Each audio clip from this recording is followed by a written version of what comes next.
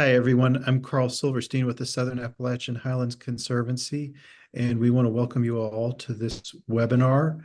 We are going to just wait a minute or two as folks, I see the number of participants increasing. So we'll just give folks a minute or two to log on, and then we'll get started.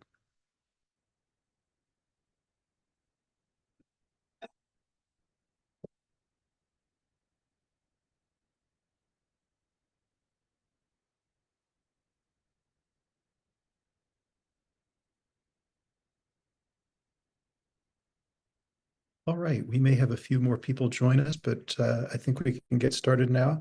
As I'm Carl Silverstein with the Southern Appalachian Highlands Conservancy, and am thrilled to welcome you to this webinar on Neighbor for More Neighbors, a program that is of Mountain True, and we're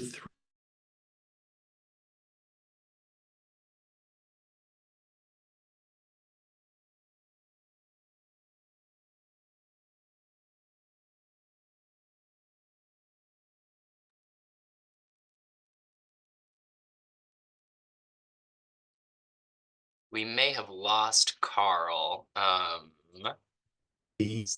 there we go. is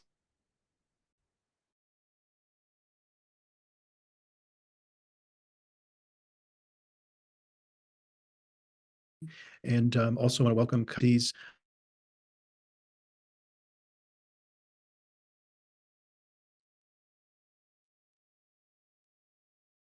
Okay, maybe I can keep us going then. I didn't exactly hear where Carl cut off, but my name's Kyle Shute. I'm the Land Protection Associate for Southern Appalachian Highlands Conservancy. We're really excited to have Susan here today to talk about the Mountain True program, Neighbors for More Neighbors. And so I think we can, Susan, were you going to start the slideshow and run it? Yep, I can go ahead and share my screen. That's great. Yeah, that'll be a good place to start. And so I guess I'm going to start off just by talking a little bit about what I think, many of us that are on this seminar are familiar with as folks that live in the broader area, the mounting development pressure in our regions of Western North Carolina and Eastern Tennessee. And SAHC works to focus conservation strategy on these high conservation value areas from our perspective that include high elevations and ridge tops, high quality water sources that feed both our natural world and the people that live in our region, adjoining areas to already protected lands or other public lands that are so important for our region. The potential for public access to the outdoors to make sure that more people can appreciate the natural world around us, and our farmland and important agricultural soils that feed the people in our region as well. And so as this development pressure continues to mount and sprawl continues to occur throughout our region, outward into these high conservation value areas, we need to be a little bit creative about solutions of how we might mitigate that pressure. And so I'm really thrilled to turn it over to Susan Bean now, who's going to talk about sustainable ways that we can address this development pressure throughout our region.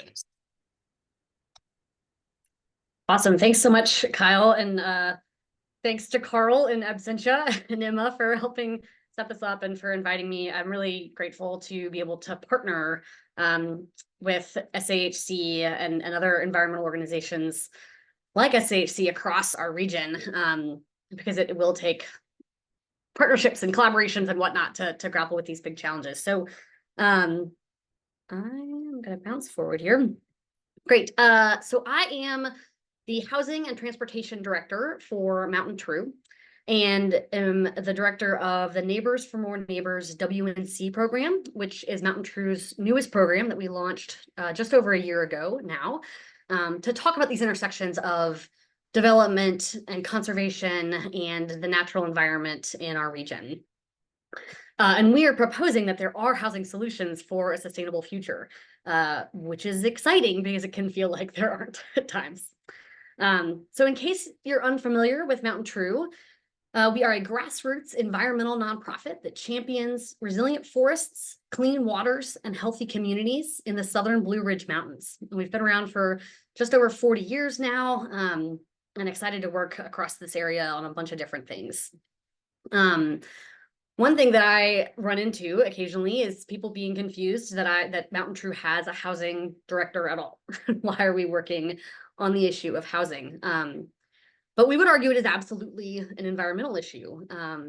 Our region desperately needs more housing. And where and how that housing is built has and will have profound impacts on our natural environment. By building more diverse housing options closer to public amenities and where infrastructure already exists, we can meet our housing needs in a way that is more climate friendly and energy efficient, minimizes vehicle miles traveled, and reduces sprawling development that encroaches on our forests, farms, and green spaces.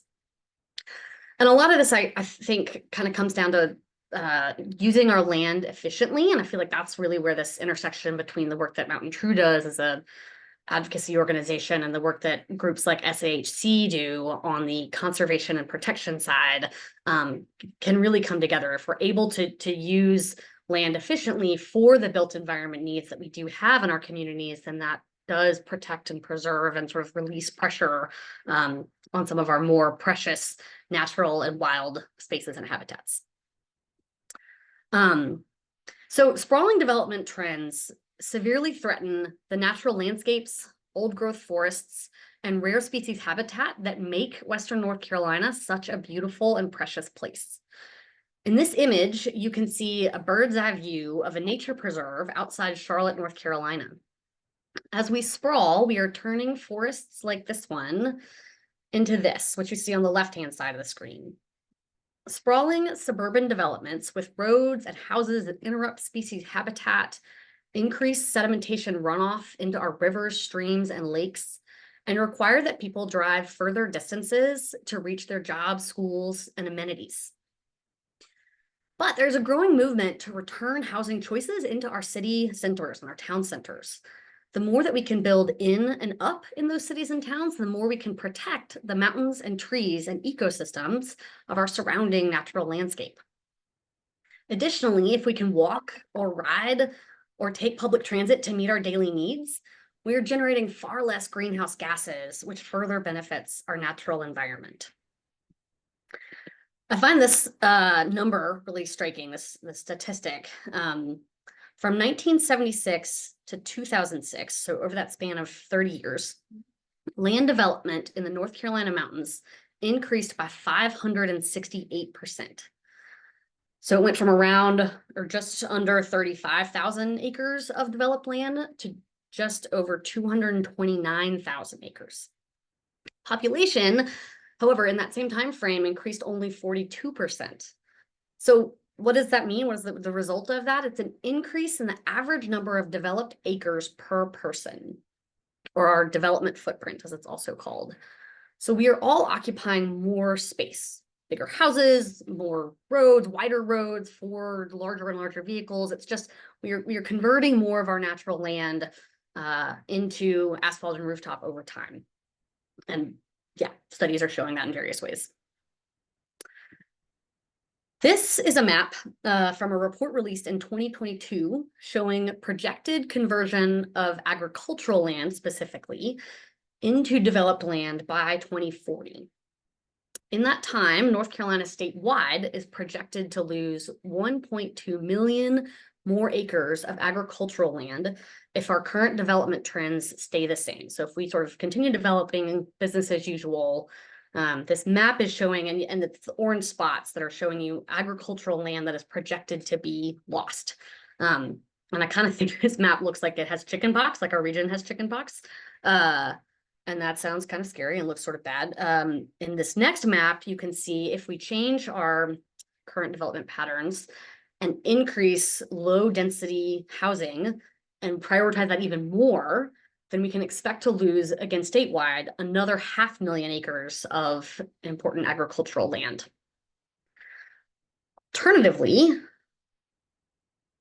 with land use reforms that encourage denser development patterns and protections for high-value agricultural land, we could save over half of that, or almost 1 million acres that could instead keep trapping greenhouse gases instead of becoming pavement and asphalt.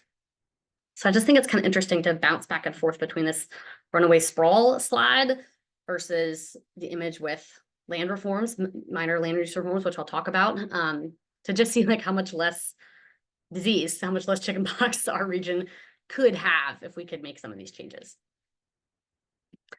Okay, so zooming in a little bit into my neighborhood here in Asheville, you can see a picture of a way that we used to build. So back in the early 1900s, we built small compact homes. This is my neighborhood, which was mostly built in the 1920s. And I know there's a lot going on in this image. It's kind of cluttered, but I just thought it was fun because I had multiple neighbors and, you know, kids and dogs, and we were having a good time. But anyway, if you can see sort of behind the people, that the houses are mainly 1 or 2 stories. They're pretty close to the street and they're pretty close to each other. So it's a fairly compact style or pattern for development. We don't have sidewalks, but because the street is narrow and cars are parked on the street, and because people are out walking like this, drivers really do kind of have to go slow just to navigate the roads. And so it feels pretty walkable too, even though it doesn't have that sort of extra pavement of sidewalks. So it's just a really different style of development than we see today. With the advent of the highway system, our cars allowed us to live in the suburbs for the first time in history. And with that came large single-family homes and government subsidies for mortgages. And it became then more profitable for developers to build larger houses on cheaper land further away from city centers. And to accommodate that shift, we build new roads to get to those new developments and new grocery stores and new schools and expand our infrastructure, which is really expensive to maintain. So just, yeah, overall picture of what development typically looks like today versus the 1920s. We would contend that there's a way to address both of these 2 crises that we face today, specifically a housing shortage and climate change. And that's what Neighbors for More Neighbors WNC is talking to folks about.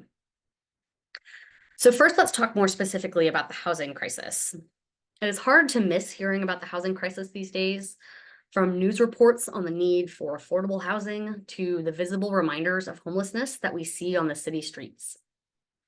And there are a lot of complicated factors that have gotten us to this place, but one of the pieces of this puzzle is a lack of housing supply, so a literal shortage. In an article called Deconstructing the Housing Crisis by Stephen Menendian, he writes that housing starts peaked in absolute terms in 1972. And housing starts refers to the number of new residential construction projects that have begun or were started in any given month. So that number of new homes that started being built has been tracked over years, and that number has been declining for over 50 years.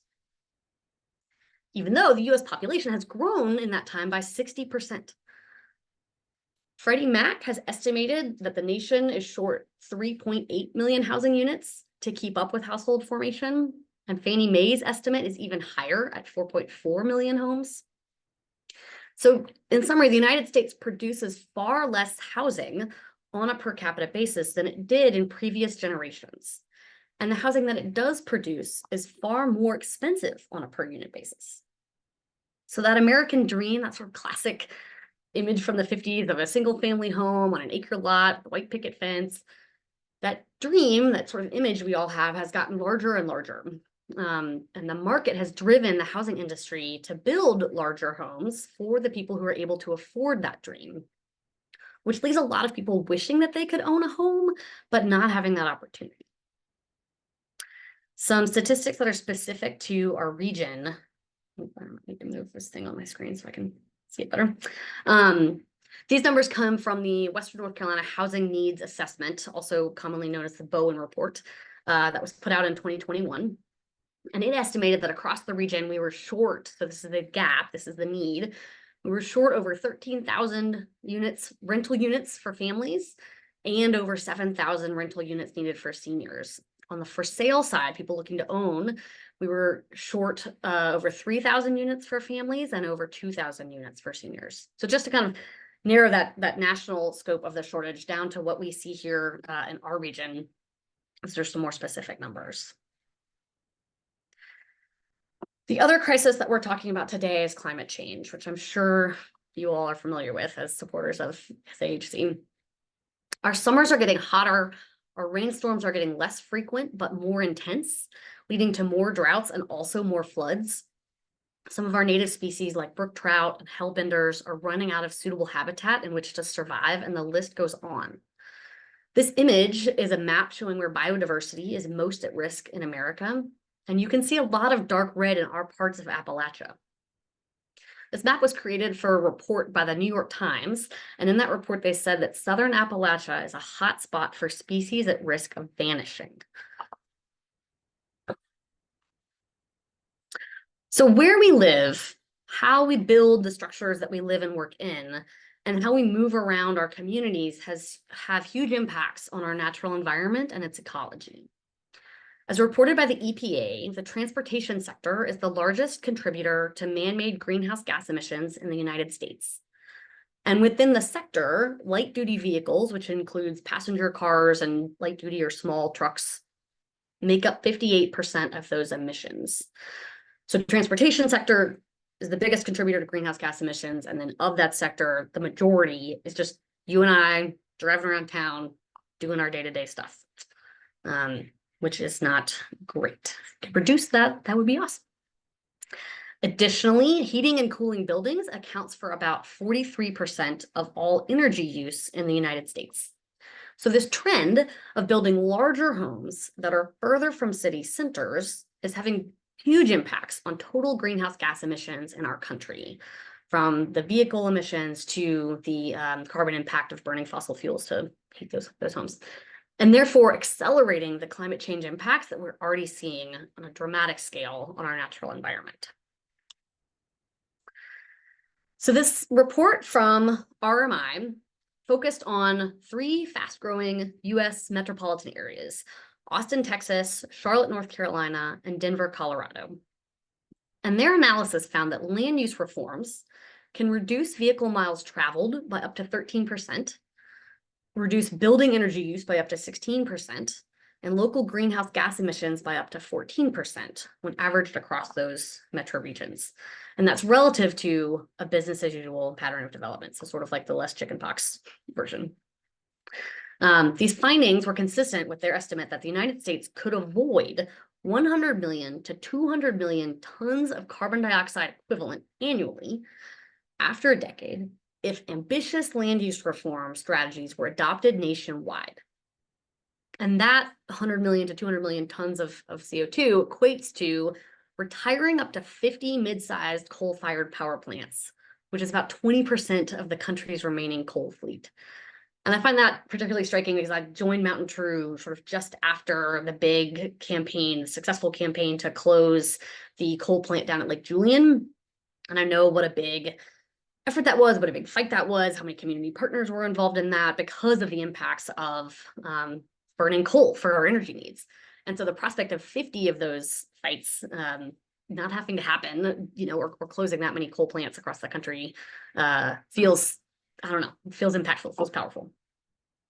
And the reforms that this study was modeled after are relatively modest. So they say ambitious reforms, but that doesn't mean like they're not saying they're going to wholesale reconstruct the urban environment. They're not going to try and rebuild entire neighborhoods, or you would need to erect a ton of 20-story buildings. They were looking at measures such as upzoning, or another way of saying that is removing restrictions on multifamily housing. Looking at upzoning, urban infill, so building more housing on underutilized land parcels, and also transit-oriented development, so building taller residential buildings and commercial clusters close to or along high-quality transit corridors, all of which seems and feels pretty reasonable. And so that's what this program, Neighbors for More Neighbors, is really trying to champion, or a different way of building our built environment for our communities. We're advocating for more housing choices to be built within our existing neighborhoods, where infrastructure and amenities already exist. And if we can simply think of it as welcoming more neighbors into our communities and sharing access to the parks and schools and roads that we have already built, we can create opportunities for more friends and families to have a piece of that American dream without expanding our carbon footprint further and further across our mountain landscape. Oops. So here are some more specific kind of best practices on municipal zoning policy that we are excited about. Allowing more homes on every lot that currently only allow a single detached house. And a lot of zoning across the country is restricted to single family detached homes.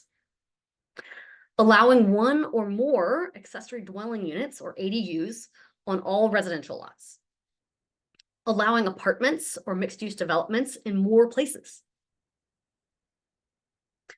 And allowing those apartments and mixed use developments to include more homes. So often just being taller or having some more smaller units, more efficient units in those structures. Again, welcomes more families to the area. Removing or reducing minimum lot sizes and allowing fee simple lot division, which is, I think, a fancy way of saying subdividing. So taking one lot and splitting it into a couple lots. Allowing manufactured homes everywhere.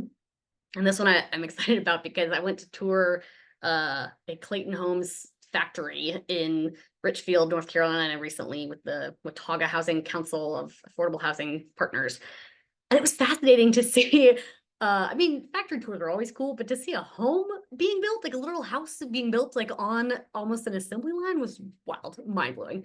But it was just interesting and impressive to see the improvements and the changes to quality in what manufactured housing can look like. And the tour was set up by a Habitat affiliate of the Ashe County Habitat for Humanity, because they're looking at using manufactured housing to increase the number of homes that they're able to put families in a given year. Using their current model, they can just build one a year, but if they were incorporating manufactured homes, they could do more. And I feel like Habitat is such a good, I don't know, endorsement for quality housing because their whole model is about dignity in housing for people. And they do not want to put people in homes that are just going to degrade or fall apart. So I know that there's a lot of stigma and concern about manufactured homes. And it was just interesting to see at least one example of one company that's sort of changing what manufactured housing can be.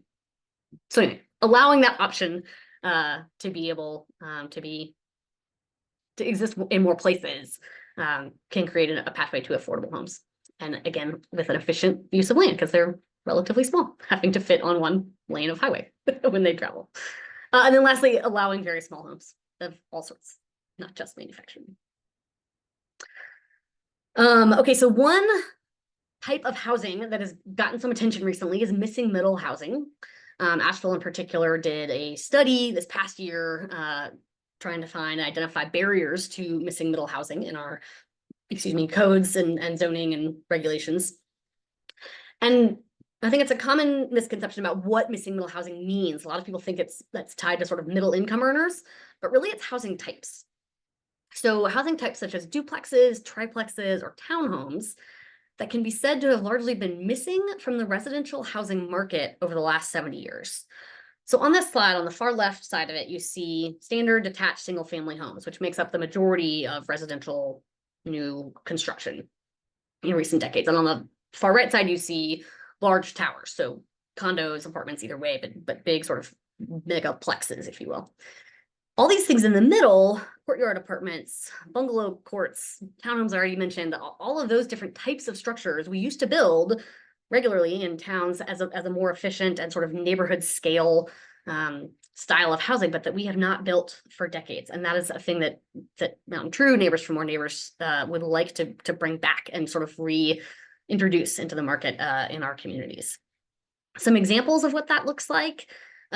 This top left image is a duplex that I think looks a lot like a standard single family home that would fit very cleanly onto my neighborhood or in my neighborhood. On the top right, that's a single family home in the front of that lot, and then a accessory dwelling unit, ADU, on the back half or back part, corner, whatever.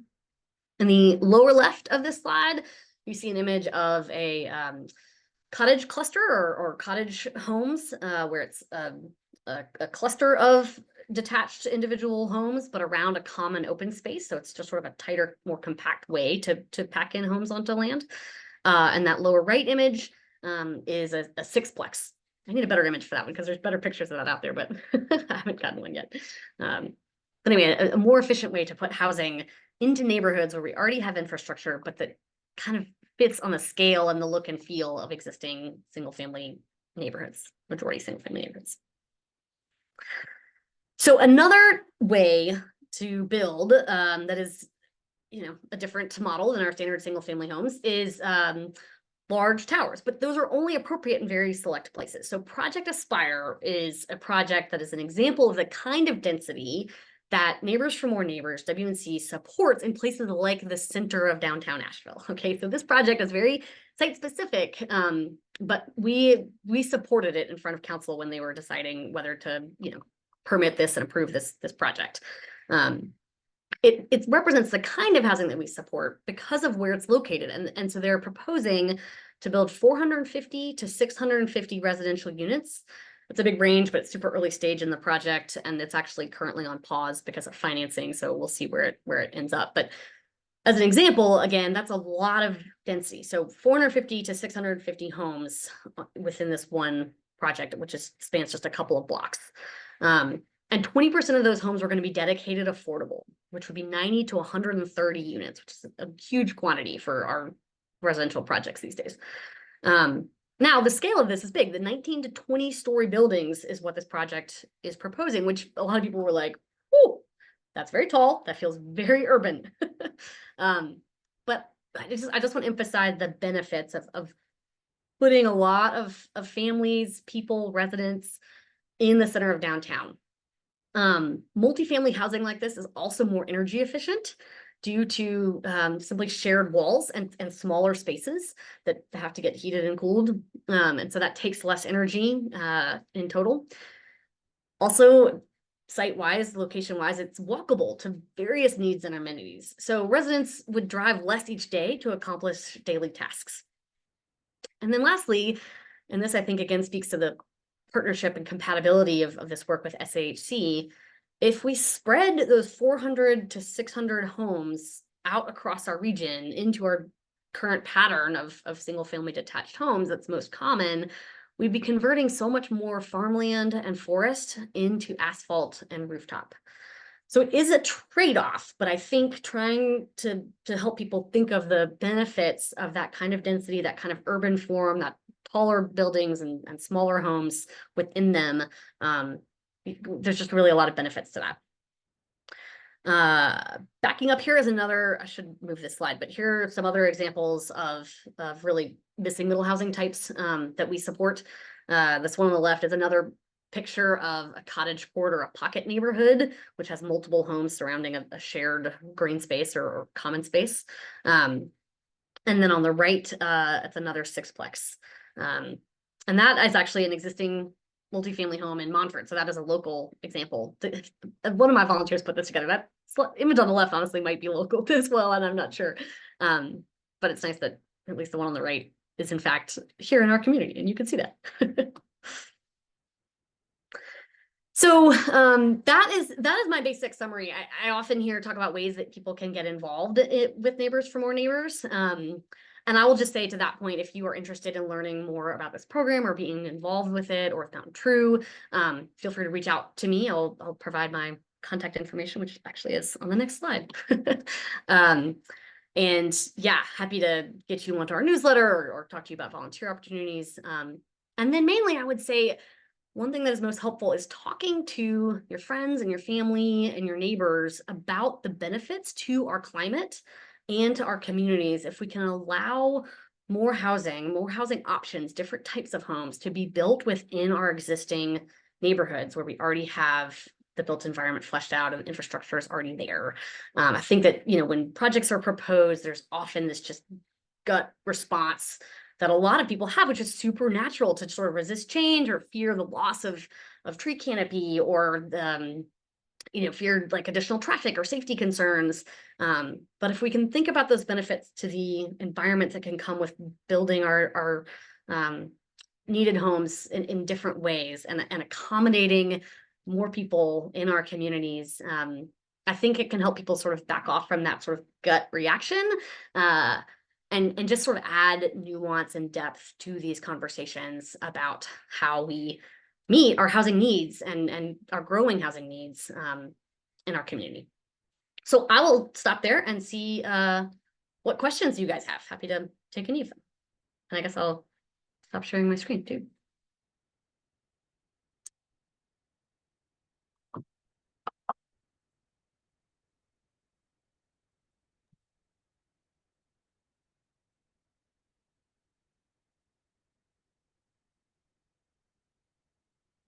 There's been some internet troubles on the office side of things, so I don't know if anyone's frozen or if they're all still with us, but I sense the answer is frozen. Although I think I can still hear myself from some people. But thank you so much, Susan, for that great presentation. And I don't see any questions right now. Oh, maybe Carl's back.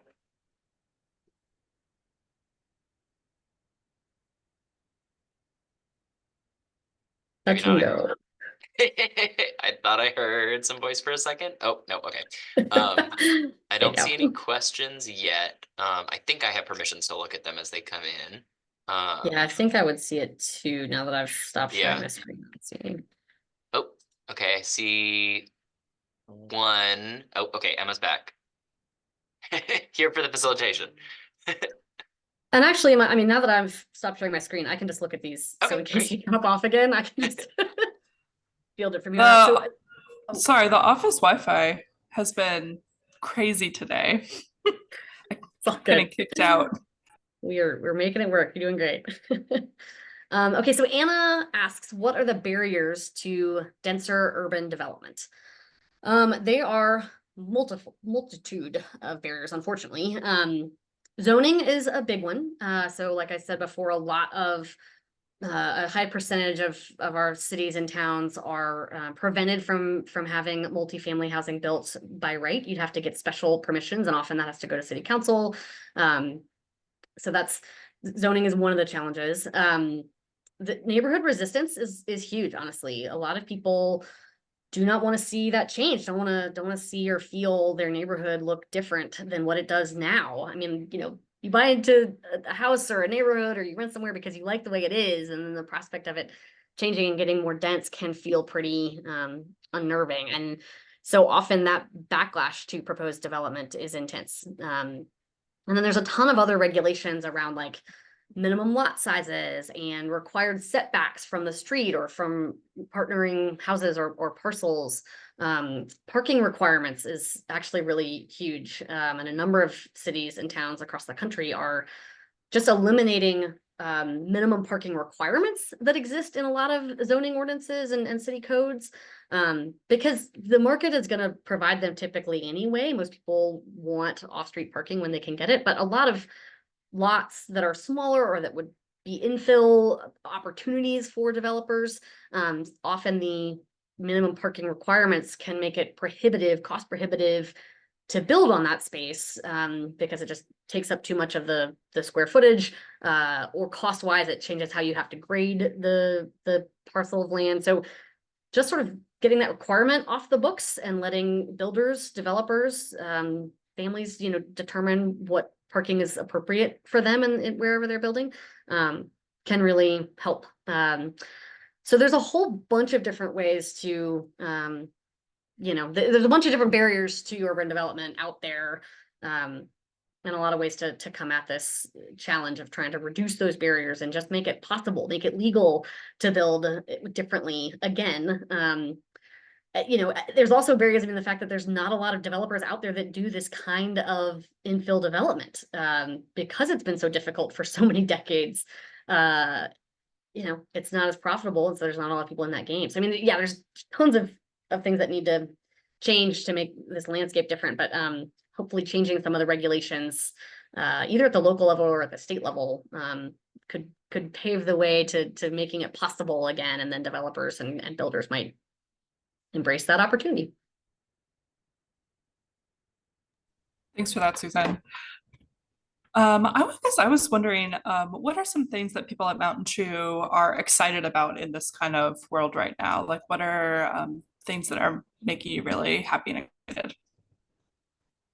I mean, the movement that Asheville has made on considering middle housing, and looking at the barriers to middle housing and looking at removing those barriers is pretty exciting.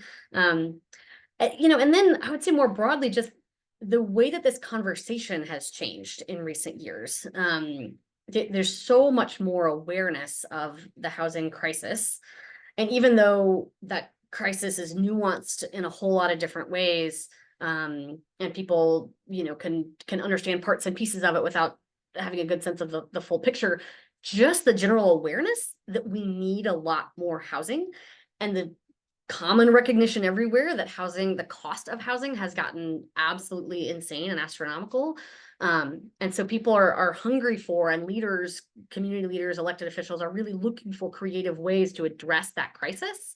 And a lot of that is, I think, inevitably going to demand that we use land more efficiently, which, you know, again, circling back, I mean, that would just benefit opportunities for conservation and protection of really high value agricultural land or really unique species habitat.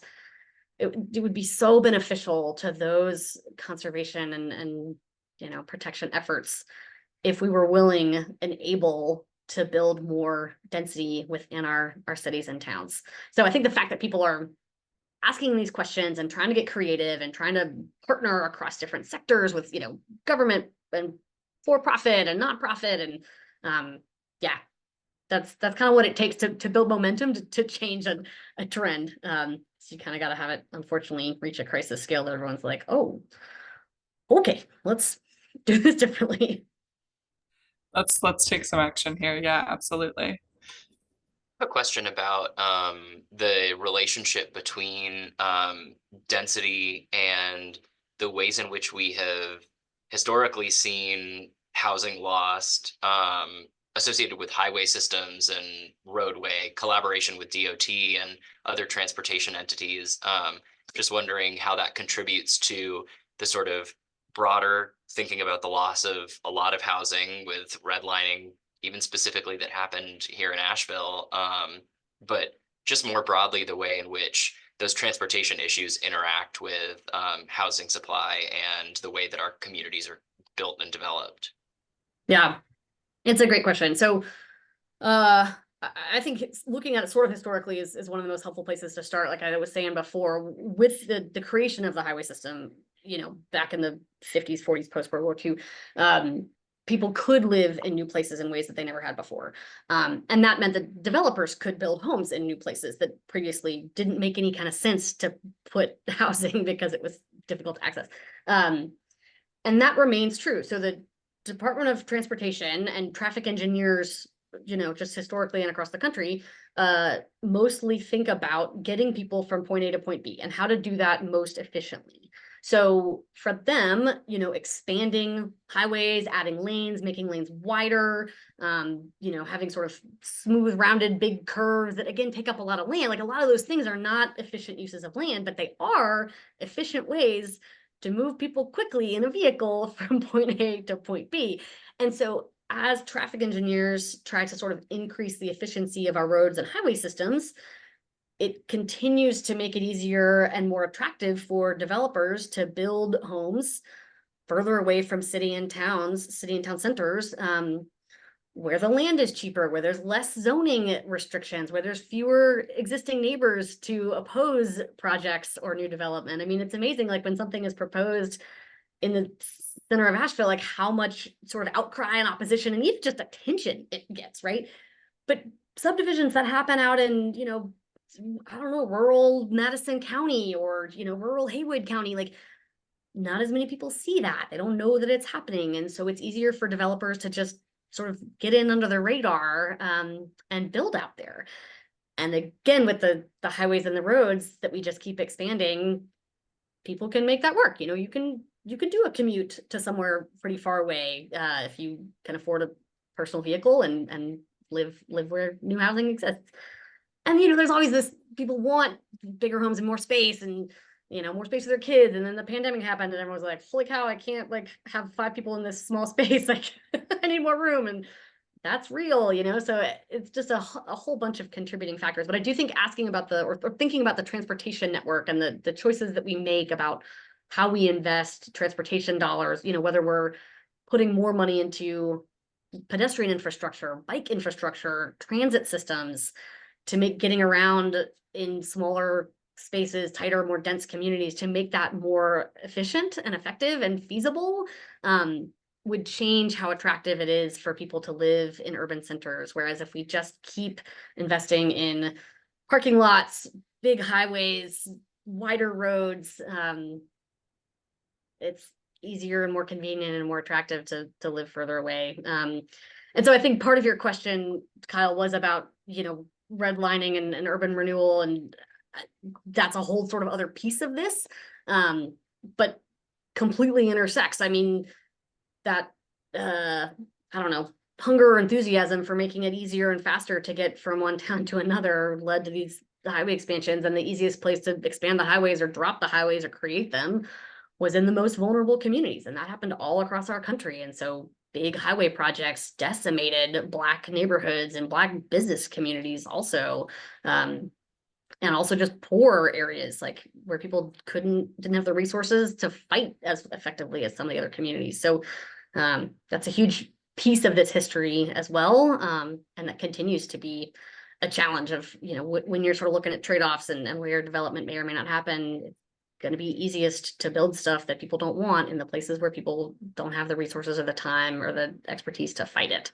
So that carries on too. So if we can change more sort of across the board, like citywide, countywide barriers to infill development, then there's not as many opportunities within the process of getting something approved and getting something built for the more well-resourced folks to successfully oppose it and fight it and then make it go somewhere else that's easier for the developers. If it's just by right able to happen anywhere, developers might choose to put more housing in a place that has a lot of like amenities and parks and access to transit and greenways and whatnot, and that can be really beneficial. There's a question in the chat. I don't know if you've seen. Yes, sorry, I closed it when you came back, but I should open it now. That's okay. Anna asked, are there examples of smaller regional towns that have been successful in creating housing density around their main streets? Yes, is the answer. Gosh, some examples I was looking at just this week in trying to write a blog post about parking reform and removing parking minimums. Dunwoody, Georgia, and gosh, where was it? It was Gastonia, North Carolina, I think, are smaller towns that have both removed parking minimums. And that has really enhanced and benefited their downtowns. Another town in our region that's done some good work on this is West Jefferson outside of Boone. They made some changes to their urban downtown. I mean, it's a small town, but Main Street and like how they oriented parking on the street and what kinds of like trees and potted plants and whatnot like made the streetscape more attractive for either pedestrians or like small businesses who are like, now we'll put some coffee tables out here because it feels less like you're going to be sitting on a highway and more like you're sitting in a plaza, So there are some places that have made some changes to make being in town, living in town, embracing more density, more attractive, and that has been helping and working. Thanks, Susan. We have another question. Are tourism and short-term rentals significant contributors to housing shortages in the Asheville area? Yes, is the short answer to that. Yeah, I mean, it's a complicated issue, but the reality is it is very difficult and time-consuming and expensive to construct housing. It is incredibly easy and fast to convert existing housing into short-term rentals. There's a big market for that. We are obviously a very attractive tourist destination, and an incredible place to live too. So a lot of people, there's high demand here for both tourists renting places, but also just people wanting to live here. So taking some of that existing housing stock, off of the market and making it only available to rentals and short-term rentals really does make it harder and sort of longer term a challenge to meet housing needs for residents. And it's a mixed bag, right? Like, you want to be a place that people want to live. You want to be a place that people want to visit. Tourism is a huge economic boom in a lot of ways for our city and our region. We don't want to decimate that. But at the same time, the more existing housing stock or even new housing stock that becomes short-term rentals, the less efficiently we're using our land for residential long-term tenants. And so I know everybody hates hotels. Like, I don't love hotels either. I'm not like build all the hotels, but also like it's maybe a more efficient way to house a lot of visitors and then also leave some of our existing neighborhood housing stock available for long-term tenants and homeowners. So it is not like a massive, I wouldn't say that short-term rentals account for like 50% of our housing crisis. I don't have a number on that. But it is not an insignificant piece of this problem either. So it does create challenges. It does exacerbate the situation. Yet it's also kind of complicated. As it all is, right? None of this is like clean and simple.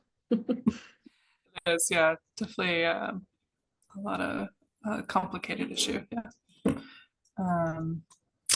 Are there any other questions that anyone has, or anything for Susan or Kyle or Carl?